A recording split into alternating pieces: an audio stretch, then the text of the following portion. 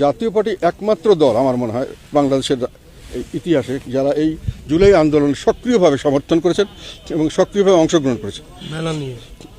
একেবারেই অন্য কোনো দল সমর্থন করেছেন, হয়তো গোপনে করেছেন, অন্যভাবে করেছেন, কিন্তু একেবারে প্রকাশ্য ঘোষণা দিয়ে প্রথম দিন থেকে শেষ দিন এবং তার পরবর্তীকালেও জুলাই আন্দোলনের সঙ্গে আমরা ছিলাম। আমার সঙ্গে জুলাই যোদ্ধা আমাদের সঙ্গে আছে, জুলাই নিহত হওয়া মানুষ আমাদের সঙ্গে আছে। সেখানে জুলাই হত্যাকাণ্ডের সঙ্গে জড়িত করে আমাদের লোককে প্রায় 14-15 মাস থেকে 2 জনকে জেলে রাখা হয়েছে। 15 জুলাই থেকে ছাত্র আন্দোলনে রংপুরে প্রকাশ্য অংশ নেয় জাতীয় পার্টি। পরদিন আবু সাইদ হত্যার প্রতিবাদে রাতে লাঠি সোটা নিয়ে আওয়ামী লীগ বিরোধী মিছিল করে দলটি। 18 জুলাই বাংলা ব্লকের কর্মসূচিতে সংহতি জানিয়ে অফিস থেকে হেঁটে বাড়ি ফেরেন তখনকার রংপুর সিটি মেয়র মোস্তাফিজুর রহমান।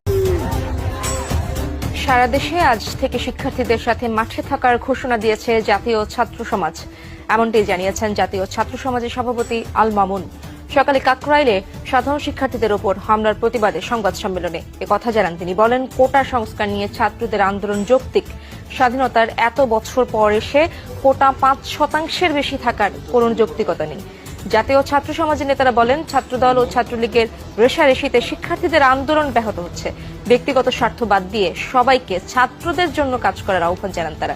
স্বাধীন কমিশন গঠন করে সাধারণ শিক্ষার্থীদের দাবি বিবেচনায় নিয়ে কোটা সংস্কারের দাবি জানান তারা। একটি স্বাধীন কমিশন গঠন করে সাধারণ শিক্ষার্থীদের দাবিগুলো বিবেচনায় নিয়ে অপ্রয়োজনীয় কোটা সুবিধা বাতিল করে মেধা বিকাশের সুযোগ উন্মোচিত করে কোটা ব্যবস্থার সংস্কার করা উচিত বলে আমরা মনে করি। আমরা সারা বাংলাদেশের সকল শিক্ষার্থীদের সঙ্গে সকল যৌক্তিক আন্দোলনে, সকল অধিকার আদায়ের আন্দোলনে থাকবো বলে আমরা আজকে থেকে ঘোষণা করছি।